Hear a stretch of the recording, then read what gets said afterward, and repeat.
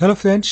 आज हम लोग एसे का इससे पहले हम लोग बात किए थे, जो कि आपको बीपीएससी मेंस के लिए एक बहुत ही महत्वपूर्ण पहलू है। 300 मार्क्स का है। तो इसके पहले हम लोग एसे को हम लोग बेसिक रूप से समझे थे, जिसमें हम लोग डिस्कस किए थे कि easy steps to write an effective essay, जिसमें कि हम लोग कई सारे स्टेप्स को हम लोग समझे थे।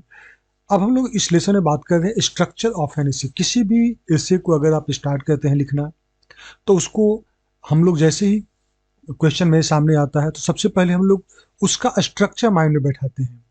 स्ट्रक्चर बहुत इंपॉर्टेंट है, क्योंकि यही आपका एसे का जो है एंड पॉइंट तक आपको ले जाएगा। स्ट्रक्चर का जो मुख्य मुख्य बिंदु है, मुख्य मुख्य पॉइंट है, उनके बारे में हम लोग एक एक करके डिस्कस करते हैं। तो सबसे पहला चीज, स्ट्रक्चर का पहला इशू है, जैसे ही आप क्वेश्चन देखें स्ट्रक्चरिंग माइंड में आता है तो पहला चीज आता है वो है इंट्रोडक्शन। अब इंट्रोडक्शन आप कैसे लिखते हैं ये डिपेंड करता है आपके ऊपर, और एसे का जो टॉपिक है उसके ऊपर डिपेंड करता है। इंट्रोडक्शन हम लोग तीन तरह से लिख सकते हैं। एक हम लोग लिख सकते हैं हिस्टोरिकल बैकग्राउंड के आधार पे। दूसरा लिख सकते हैं अभी करेंट इवेंट कुछ है, उसके आधार पे हम लोग इसको लिख सकते हैं।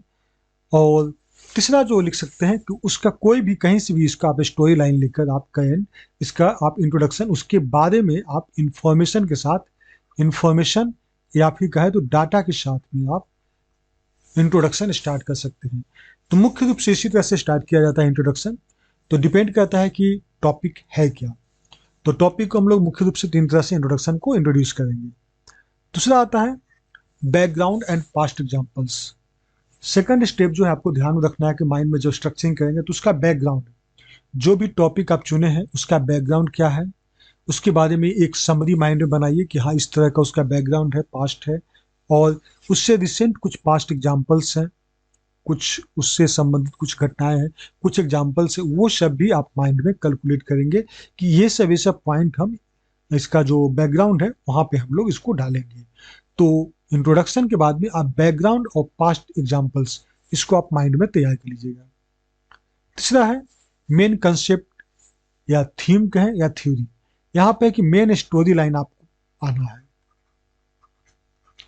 स्टोरी लाइन की मतलब कि आपका ये जो पूरा एसे है वो किस पर निर्भर है, मतलब कौन सा मेन उसका थीम है। मेन कंसेप्ट, थीम और थ्योरी को लिखेंगे इसके बाद में। और चौथा स्टेप जो है वो लिखेंगे कुछ करेंट इवेंट्स। तो इंट्रोडक्शन, देखिए आप जो भी स्टार्ट करेंगे तो करेंट इवेंट से अगर स्टार्ट करते हैं तो वो तो करेंट का इवेंट से, अगर वो तो टॉपिक पर डिपेंड करता है कि कौन सा टॉपिक है। लेकिन अगर वो टॉपिक है कुछ मतलब एंशियंट टॉपिक है या फिर कुछ पुराना टॉपिक है, लेकिन उससे रिलेटेड, उससे संबंध में कुछ करेंट में रिसेंट में कुछ घटनाएं हुई हैं, तो उन घटनाओं को भी आप इसमें फोर्थ स्टेप पे आप उसका वर्णन करेंगे। ठीक है। पांचवा पांचवा स्टेप है पॉजिटिव एंड निगेटिव एस्पेक्ट्स। जब भी आप ऐसे लिखते हैं तो बहुत सारे ऐसे में आपको ऐसे बिंदु आ जाएंगे जहां पे आपको पॉजिटिव और निगेटिव एस्पेक्ट्स को डिस्कस करना जरूरी है। ठीक है। तो उसमें आप पॉजिटिव एस्पेक्ट्स को अच्छे ढंग से आप एक्सप्लेन कर सकते हैं। निगेटिव एस्पेक्ट्स जो है उसको आप इस तरह से आपको एक्सप्लेन करना है जिसमें कि आगे आपका होप दिखे कि ये जो निगेटिव चीज है वो दूर किया जा सकता है। मतलब एक होप, एक उम्मीद लेके आपको चलना होगा फ्यूचर प्रोस्पेक्ट। और जो छठा पॉइंट है वो है सजेशंस एंड गवर्नमेंट एफर्ट्स। कुछ कमियां हैं जो ऐसे लिखे हैं, अगर आप सरकार की कुछ कमियों को या फिर जो ऐसे है उसमें आप कुछ कमियों के बारे में आप डिस्कस किए हैं, तो उसमें आपका एक मोटिवेशन के साथ स्टार्ट करना होगा कि मतलब लास्ट में आपको एंड करना होगा, कुछ उसमें सजेशंस देना होगा कि इन सब कमियां हैं लेकिन इसको ऐसे दूर किया जा सकता है। तो कुछ सजेशन आप अपने तरफ से, कुछ सजेशन गवर्नमेंट की तरफ से कि सरकार ने इस पर क्या क्या प्रयास किया है, उन सब चीज़ों को भी आप इसमें मेंशन करेंगे। और जो सेवेंथ स्टेज है वो है कंक्लूजन। मतलब यहाँ पे आप ऐसे को एंड करेंगे एक अच्छे मैसेज के साथ। एक अच्छा यहाँ पे आप एग्जाम्पल डाल सकते हैं या फिर यहाँ पे कुछ आप कोट्स वगैरह भी डाल सकते हैं, कोटेशंस वगैरह डाल सकते हैं। तो इस तरह से आप स्ट्रक्चर को, एक ऐसे को आप यहाँ पे कंक्लूजन एंड पे ला सकते हैं। तो हम लोग स्ट्रक्चर अगर किसी ऐसे को बनाते हैं तो हम लोग यही मुख्य 7 पॉइंट पे ध्यान देना है। इंट्रोडक्शन के बारे में बात कर लिए। दूसरा है बैकग्राउंड एंड पास्ट एग्जाम्पल्स, हम लोग पहले के एग्जाम्पल्स को देखेंगे समझेंगे। तीसरा है मेन कंसेप्ट, उस जो जिस एसे का हम लोग देख रहे हैं उसका मेन स्टोरी क्या है, मेन थीम क्या है, मेन थ्योरी क्या है, ठीक है। चौथा में हम लोग बात करेंगे कि उससे करेंट रिलेटेड अभी कुछ घटनाएं हुई हैं, अगर हुई हैं तो उसको आप इसमें मेंशन करते हुए आप आगे बढ़ेंगे।